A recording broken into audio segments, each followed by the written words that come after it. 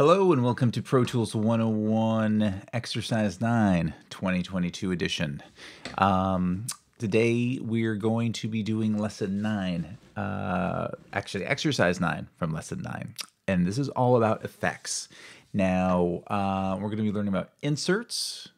We're going to be learning about EQ, dynamic effects, and one thing that they don't talk about too much in the exercise, but I'll throw in just because you should know about it, is audio suite effects. They're super cool and super useful, and you should know about them.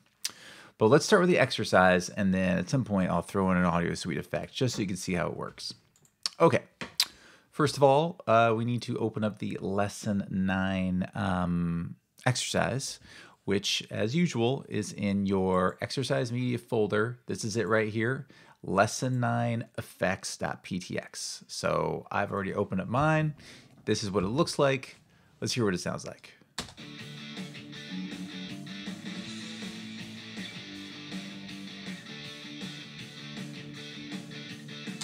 All right, there we go. A little bit of a rock song. Okay, so next we're going to do is we're going to save as. We always want to save the original. We always want to leave the original untouched and save a copy right away. And I always save it as my initials. And now let us see what they have us do. Okay, again, the author of this book really wants you to understand how to listen to audio, how to make decisions based on what you think sounds good or sounds bad, and using those opinions and your knowledge together to improve the mix. So what he's suggesting is listen to all of these elements by themselves. And you might remember every track has a solo button and a mute button. So with the solo button, whatever is soloed, that is the only track I'm going to hear.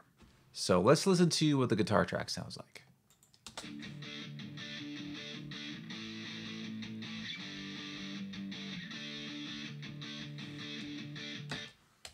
All right, now let's listen to the guitar 2 track. Make sure you unsolo guitar 1 when you do this. Otherwise, you'll hear both of them.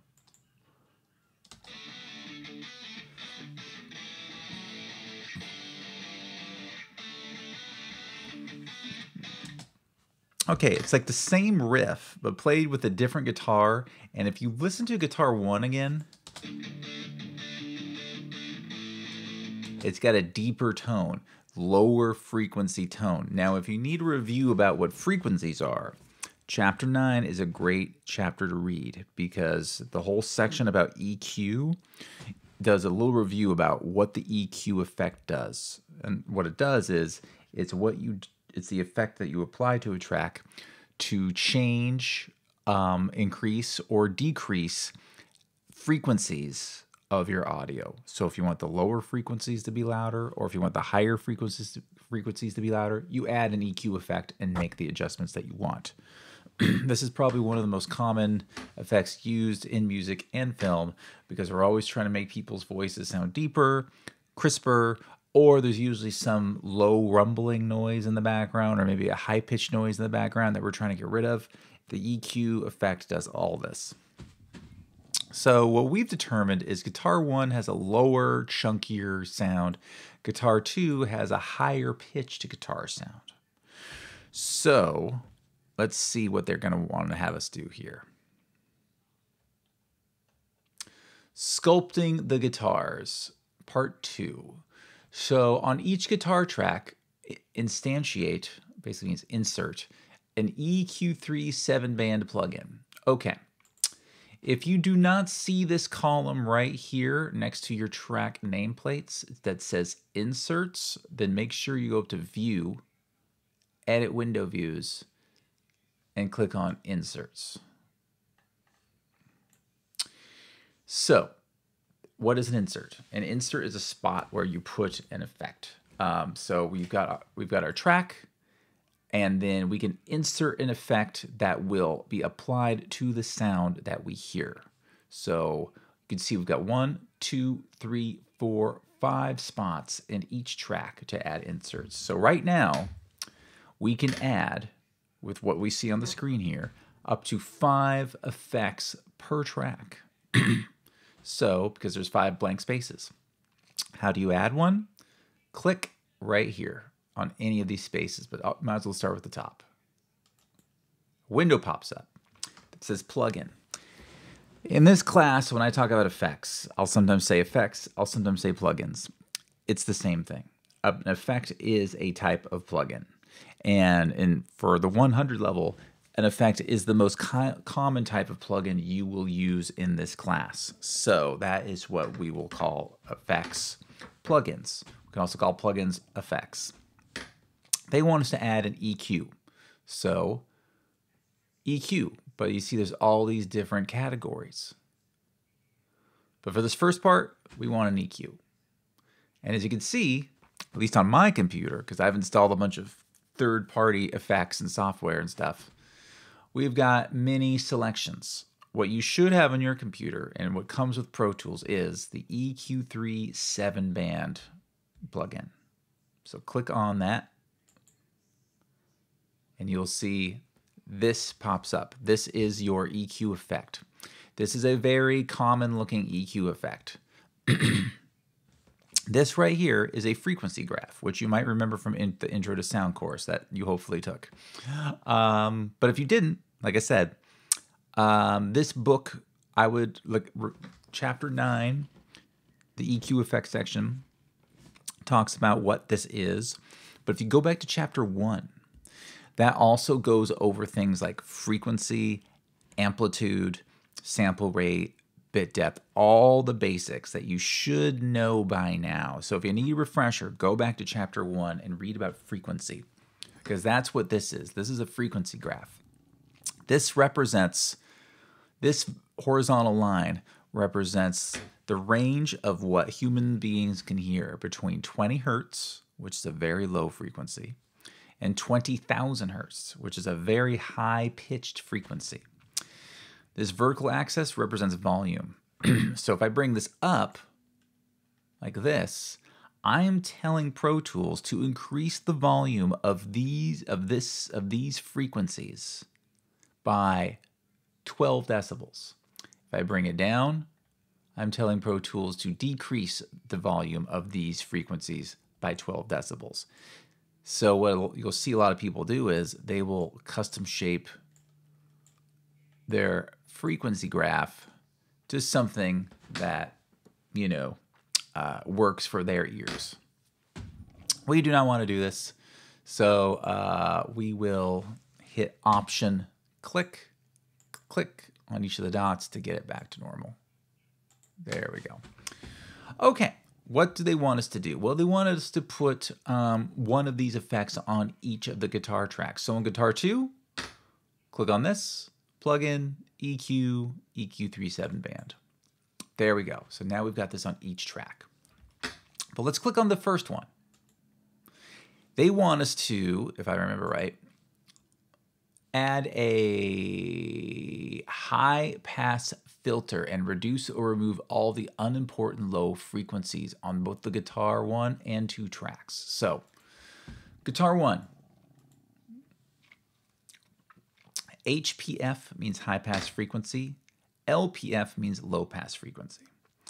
Basically, high pass frequencies let high frequencies pass through to the mix while kicking out the low ones. A low pass frequency lets the low frequencies stay in the mix while kicking out the high ones. So they want a high pass frequency. I click the in button right here, and you see it lowers the lower frequencies. These dials right here determine how far up in our frequency range this effect will happen. So at around 105 hertz, that is when we start decreasing in volume. How sharply do we decrease in the volume? Well, here it's a 6 decibel slope, but we can increase it and make it a much more dramatic decrease in volume. So according to this, everything pretty much below 105 hertz is just cut out. It's just totally pushed down in volume, whereas everything else stays the same. What does that sound like?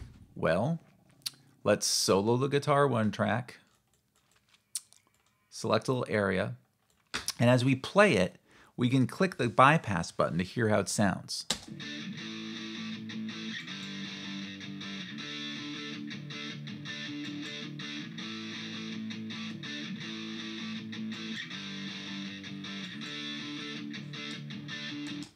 It's very subtle, and only if you're wearing headphones can you really hear it. Because this guitar track, and most guitars in general, exist in the mid frequency area. So if you lower the really low or the really high frequencies, you're really not going to hear much. But it does help bring out, it helps produce some of the sort of like the color of the guitar, if you will. So it's subtle, but like I said, put on headphones and you will hear a slight difference.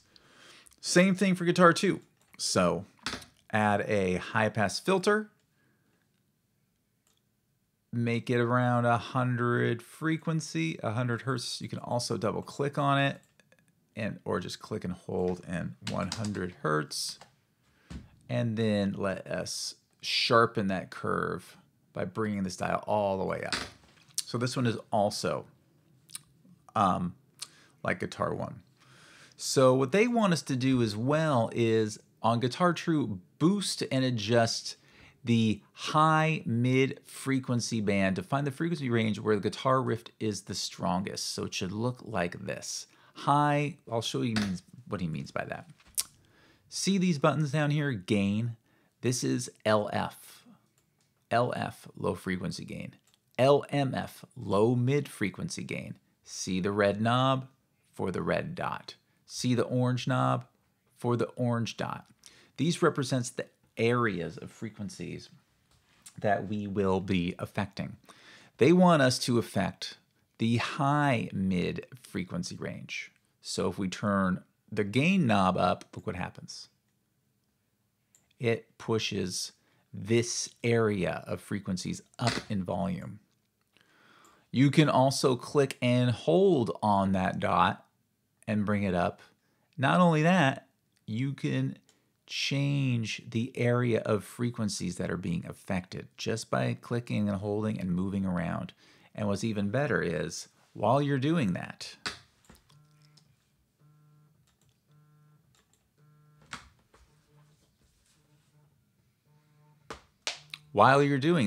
you can hear what it sounds like.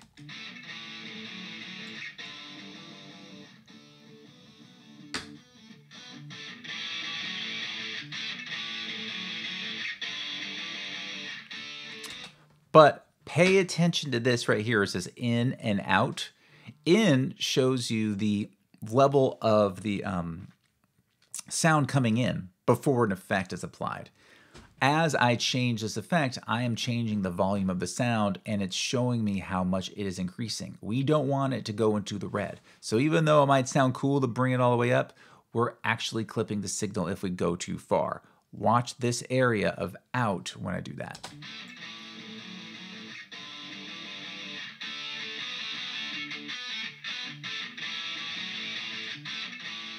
So when we use EQ effects, we usually, even though it's fun to like go way up here and do some extreme things, we have to watch our levels. We never want to clip.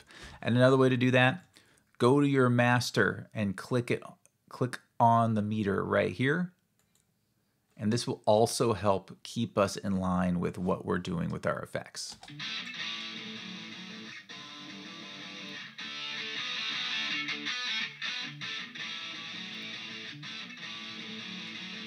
So I'm gonna basically increase it, this area right here, about 5 decibels, just below the 6.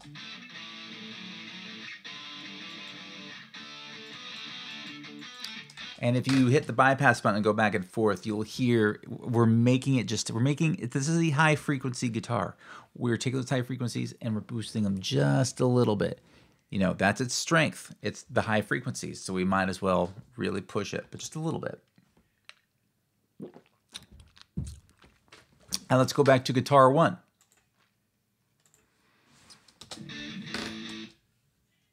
Click on that one, like that. And now we see that one's frequency graph. I myself want to increase the low mid frequencies because that's this guitar's strength. So that's what I am going to do. Hear that? It's a little But again, we don't want it to clip. So maybe just about 5 decibels, like that. So now we have boosted the low mids of this. We've boosted the high mids of this. So if we listen to them together by soloing them together,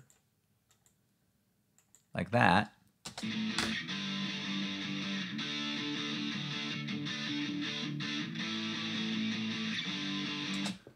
The low chunkiness of guitar 1 and the high crispness of guitar 2 are now playing together, and the guitar, and it sounds like a much fuller guitar sound than it did before. This is very common in recording studios. You adjust the EQ of different instruments to really drive home those instruments' strengths, and that makes a fuller mix. That's what we're doing now.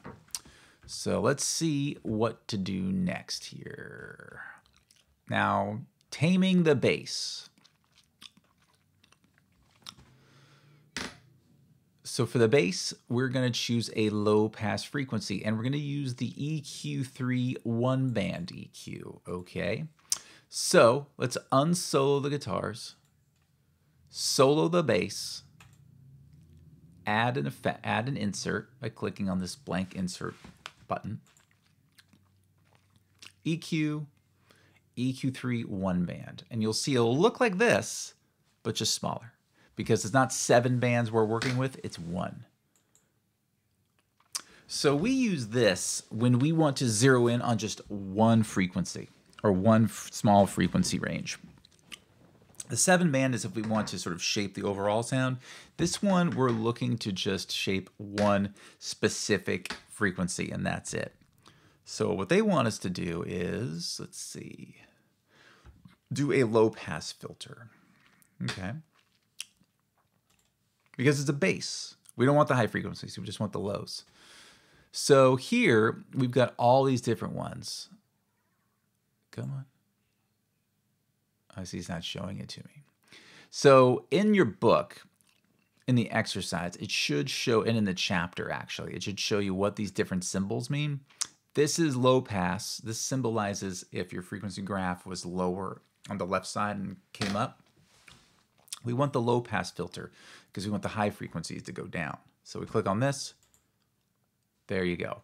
So right now what this is doing is this is pushing down all of the frequencies over 1000 hertz, which is right in the middle.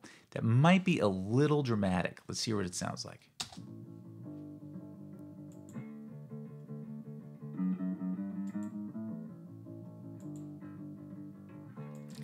There's a little like almost like you can hear them plucking the strings, like that kind of sound.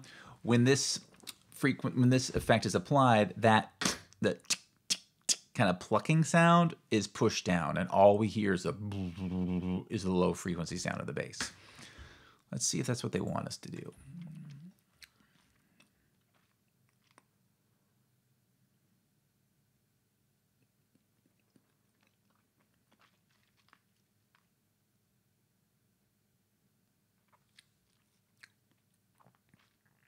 So what he says is a frequency of 417 worked well. So let's see. What we're going to do is we're going to play it, and as it plays, we are going to adjust this frequency graph. And as it lowers in frequency, you will hear the bass slowly start to diminish, because the lower we go, then the closer we get to the actual frequency of the bass. So let's start where we were at about 1000 hertz.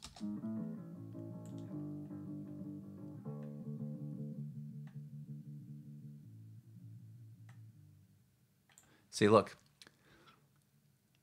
that bass is definitely above 20 hertz, but what I've done is I've pushed down all the frequencies after 20 hertz. So we're not hearing anything.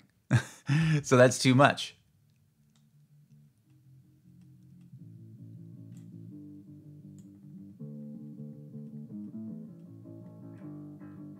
See here, we can hear sort of the shininess of the bass.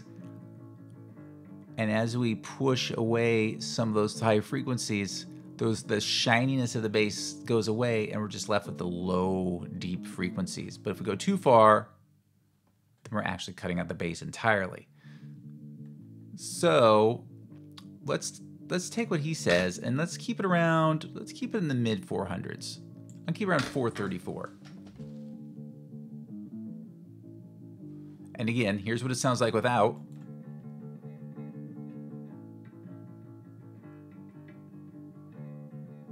Here's with. Yeah, it's a lot deeper because we're cutting out the higher frequencies. This is what EQ filters do. So now, there we go.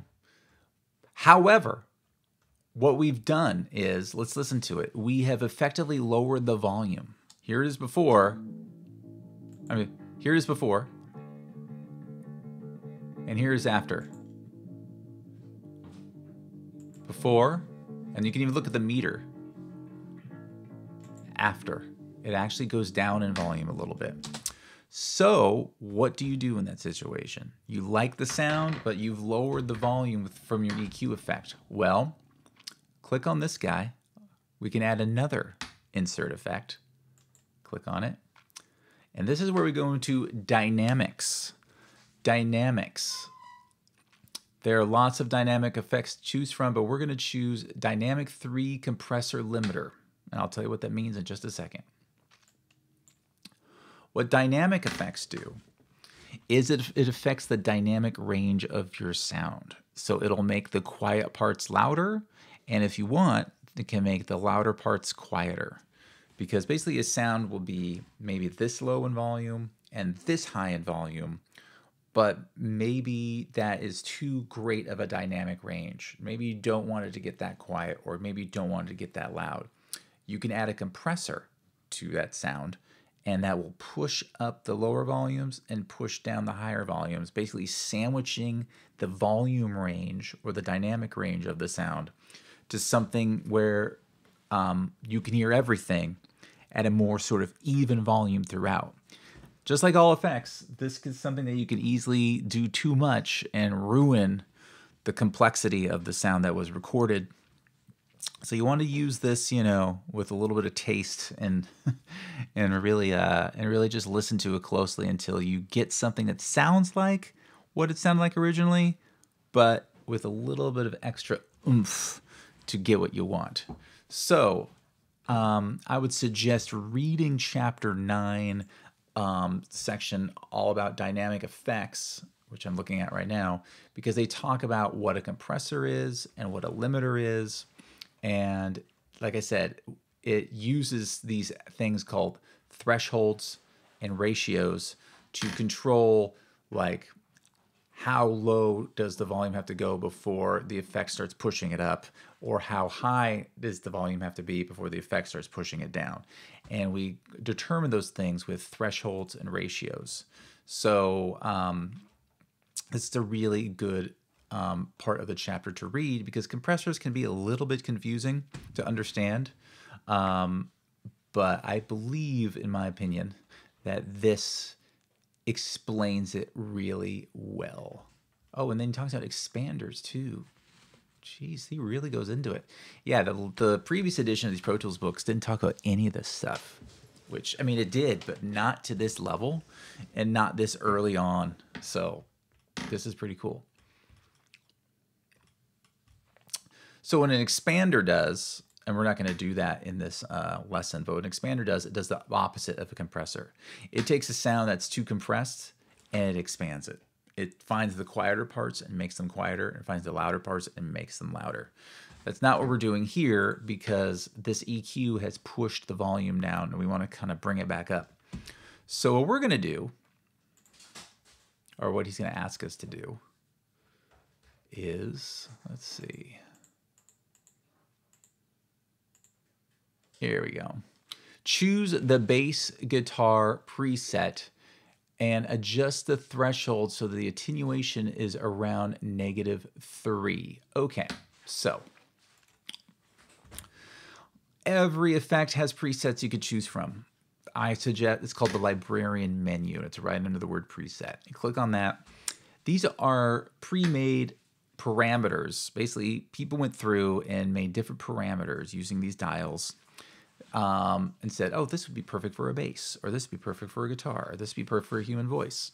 So I suggest starting with presets and then fine-tuning it from there, rather than starting from scratch, because this will help you understand how these things work. So let's choose bass guitar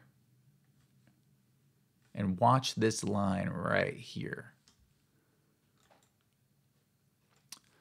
So what it's doing is it's saying that around the threshold here is 35 decibels. So at the 35 decibel, at the negative 35 decibel mark, the compressor starts working. The ratio is 2.5 to 1. What that means is for every 2.5 decibel increase after 35, it will push it down by 1. This is how the compression works. So let's play it. Oop. Negative 35. There we go. So let's play this. So you see this right here? GR, this is showing you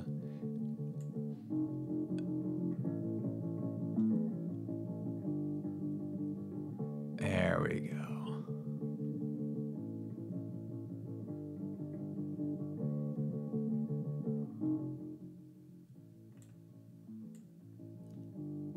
Now we're cooking. So this is the thing where it's just best to play around and see what sounds best. And again, watch the meters. You don't want it to be too loud.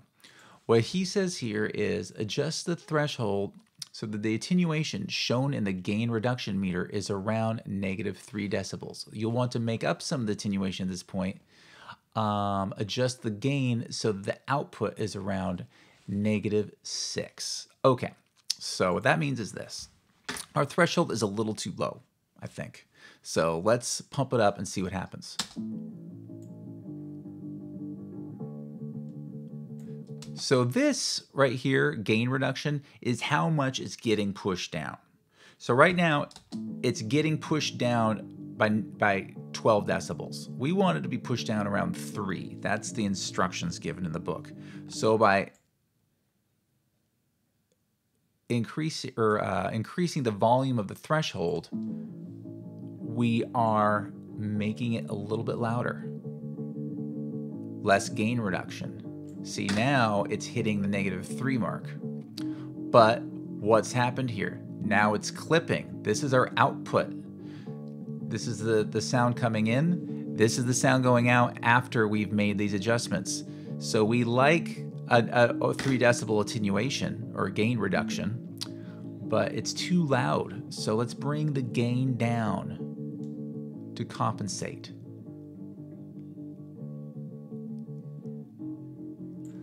There we go. See, it's not clipping anymore. And it said that in the end, we only want about a 6 decibel gain reduction. And that's what we've done by playing with the threshold and the gain. So let's hear what it sounds like before. After. See, it's a little louder. Basically, it was like this, and now it's like this. So all that adjustment that we did with the EQ brought the volume down, but then we added a compressor to squish it a little bit and push it all up. And that is what we did. And like I said, compression can be kind of confusing. So read the chapter, play around with this, and watch these meters to help you understand what is happening when you're doing it. So now we're going to add ambiance. Let's thicken up the guitar parts just a bit with some delay and reverb. Create 2 new stereo aux tracks. Okay, what's the first thing we do before we create a track? We tell Pro Tools where we want that track to be created. So aux tracks traditionally go between your core tracks and your master track. So here is your master track. So I want my 2 aux tracks to go right before the master track. So I will go to the track before, drum beat, click on it. Boom, it's highlighted. That's all I need to do. Let's go up to track, new, stereo, aux input, and we'll call this delay. And make sure delay is highlighted. It is. Track new, stereo, aux input track, reverb. So as you might remember, aux input tracks do not contain audio, but what they do contain are inserts. So what you could do is we could tell other tracks to go on a bus and get routed to your aux tracks to get the effects.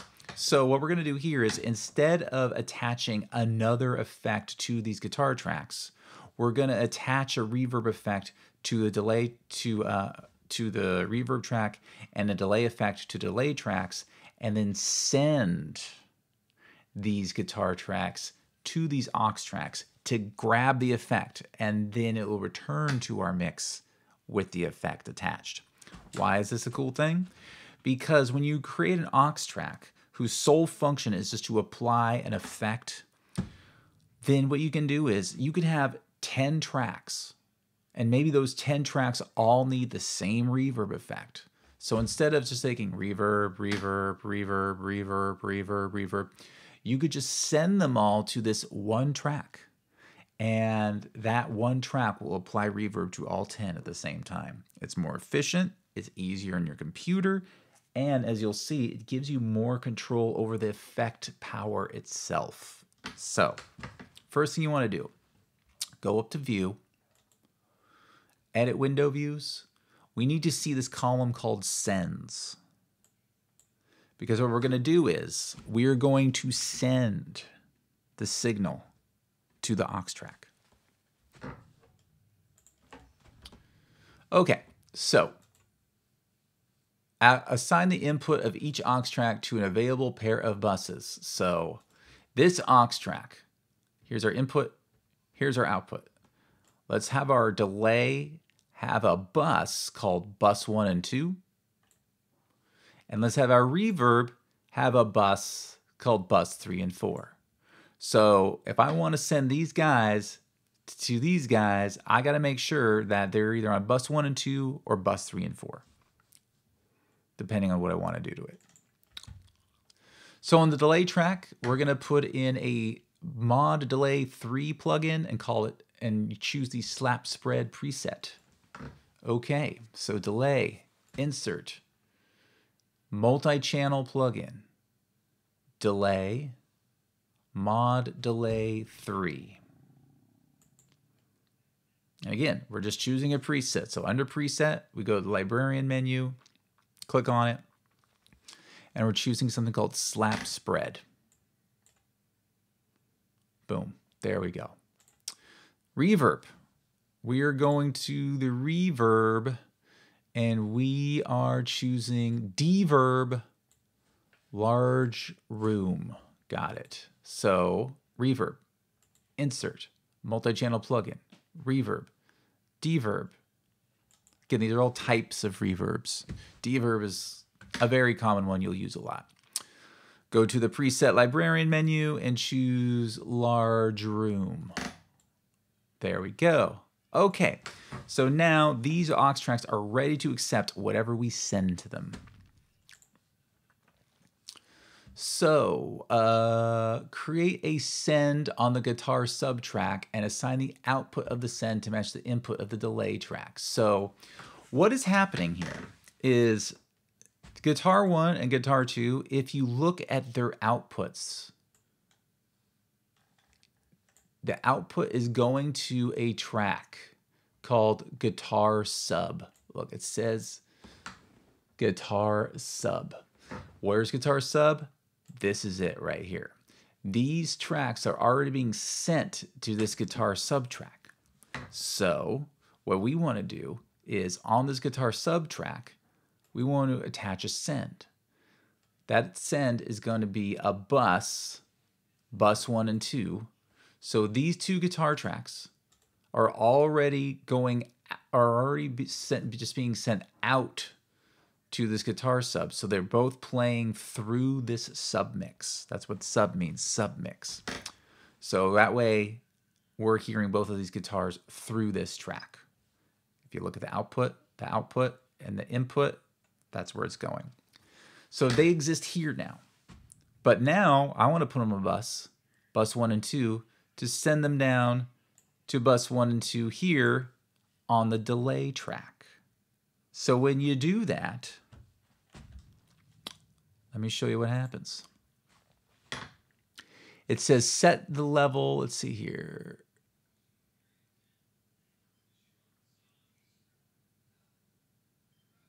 To unity. Got it. So when you click on the send, you get what's called a send fader. This is a send fader right here. This send fader determines how much of this delay is going to attach to the sound being sent to it and get returned into the mix. So right now, this fader is all the way down. When this fader is all the way down, that means the delay, yes, is this track has been sent to this aux track on a bus, and it's getting a delay, but the delay is not been given any voice. And when I bring this fader up, this delay effect will get louder. Listen closely. Oh, there we go.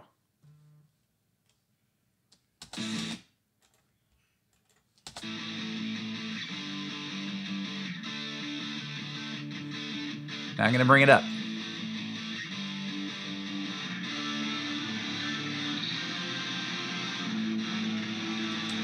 That's a delay effect. It sounds like basically there are two different people playing. Now it sounds like the number of guitars has been doubled and they're about like a half second apart now. That's what a delay is. It kind of makes sounds a little thicker by like literally like doubling the sound, basically.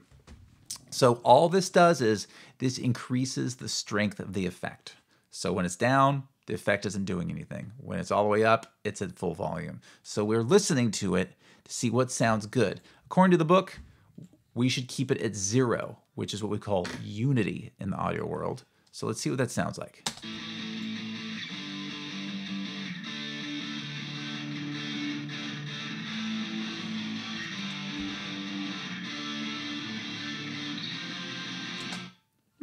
That's pretty cool. I would probably have it a little lower, but let's stick with what he says. Maybe this is going to lead to something. So, let's see here. Now let's add some reverb to the guitar sub track and the delay track. So create a send on the guitar sub and the delay track and assign the output of the sends to match the input of the reverb track. Okay, so remember, these two guitars are being sent to the sub, or are going to the sub, being output to the sub, and then they're being sent to the delay. But we can also send it to the reverb.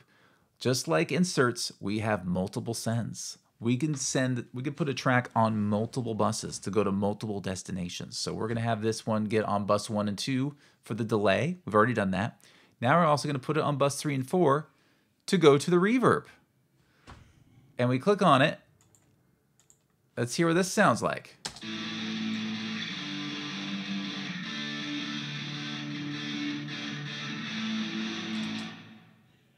It's subtle, but it's there. But they also want us to put a send on the delay and have it also go to bus 3 and 4. So not only is the guitar sub going to bus 3 and 4, but the guitar sub, after it's been sent to the delay to pick up some of that delay effect, after that's happened, it's also going to getting on bus 3 and 4 and going to reverb. So we're actually, this is a cool little trick. These two guitars have been both output to guitar sub. Once they're in guitar sub, they're being sent to two different aux tracks, delay and reverb. But it's also being sent from delay to reverb. So it's actually getting a double dose of reverb, which makes your mix even more full. So click on this bus 3 and 4 so we could see So we can adjust this fader. We'll put it at unity. And then we'll click on this bus 3 and 4, put this up to unity, and let's hear how it sounds.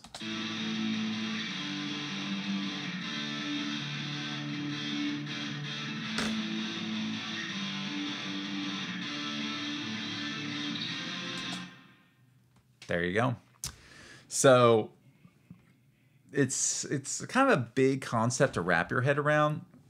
But if you think of the idea about sending something somewhere on a bus, then hopefully that'll help you sort of put your head around it. Because this sound by itself, these guitars, is just a guitar sound. But if I want to add some delay, if I want to add some reverb, and if I want to add, say, 2 doses of reverb to give it sort of a double full sound, I can do that by sending it on a bus to one location, which is reverb, and then sending it on another bus to a location called delay, and when it's there, getting that on another bus and sending that to reverb as well.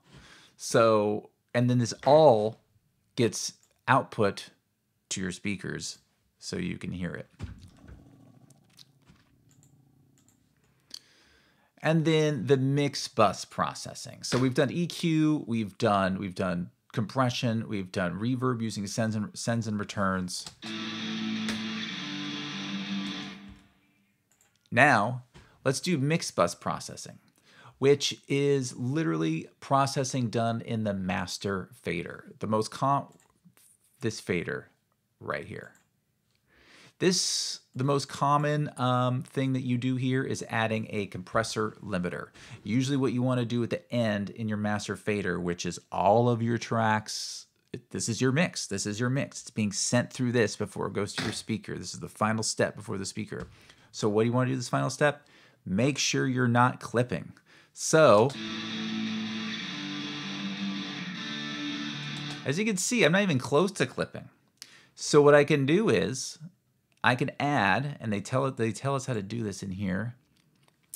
We can add a compressor limiter and choose the gentle limiting preset. So here's an insert on the master fader. Note how master fader tracks don't have sends. Why? Because it's the master fader track. It's like the last step before your speakers. There's no place for it to go after this except your speakers or your headphones. Or tape or whatever you're recording on. So there are no sends you can put on it. Once it reaches the master fader, that is the final step. That is why there are no sends. And that's why there is no input, because everything just automatically goes there. So, multi-channel plugin, dynamics, dynamic 3 compressor limiter. Okay. Now they want us to choose something called gentle limiting, I think. Preset, librarian menu, gentle limiting. There it is. So this is a threshold of -8. So basically the volume is going to be where it's doing its thing. It's not going to be any different until the 8 decibel range. And then once it hits 8 decibels, then it's going to get limited so it doesn't clip. Now it has a ratio of 100:1. So that's a pretty that's a pretty intense ratio. So let's play it, see what that sounds. Let's see what happens.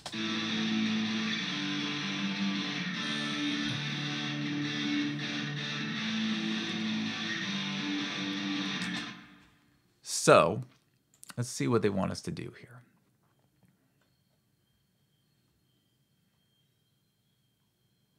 We want to make sure that our gain reduction is intermittent, doesn't exceed about -6 decibels. So let's watch. This is our gain reduction.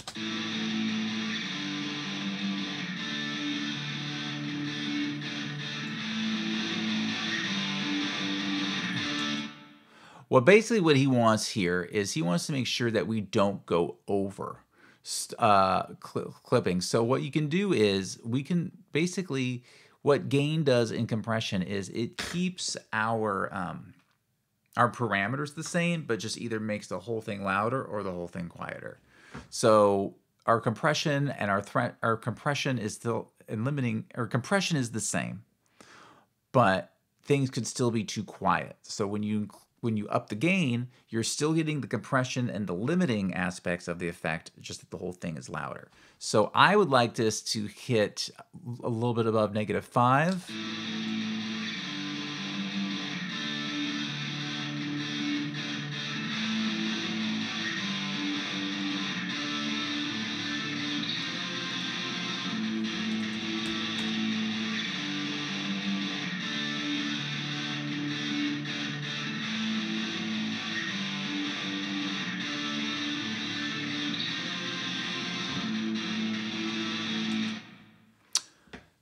Okay, now let's listen to it with everything.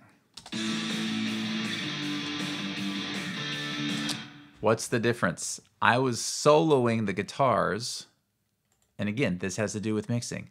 When we're just listening to one thing, we're seeing the master fader for that one thing. When we listen to two things, we're seeing the master fader for two things. The more things we add, the more we're adding volume to the mix, and the more of a chance we're going to clip. So we brought that gain up thinking that everything was okay, but then once I unsoloed everything and where we could hear everything, which includes the drums, the bass, the guitars, everything, then we see how loud it really is.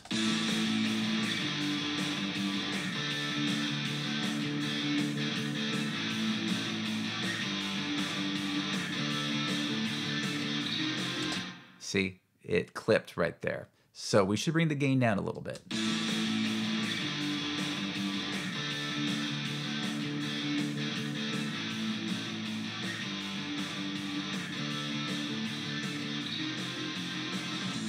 Let's see what they say here. A threshold about -8 works well. And it looks here they've got -8 threshold, 3.5 gain. Let's see what that looks like.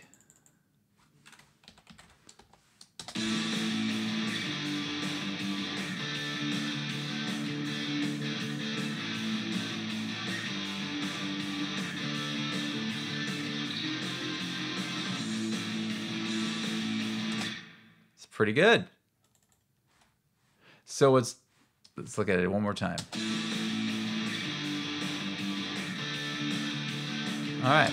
So this, we're not pushing the gain so much that it's hitting the red, but the compression is, as you can see, it's keeping it just kind of hovering above -5. But if I took the compression off, it would vary wildly. Like it'd be quiet, loud, quiet, loud, quiet, loud. But by adding a little bit of compression, it's keeping that difference between the quiet and loud a little bit compressed, so it's easier to control it from getting too loud and clipping. And again, it's just kind of adjusting these knobs and finding something that gets as closest to what you want, where you want it to get. And I think we found it here. It's not clipping, but it's still nice and loud, and we hear everything really well.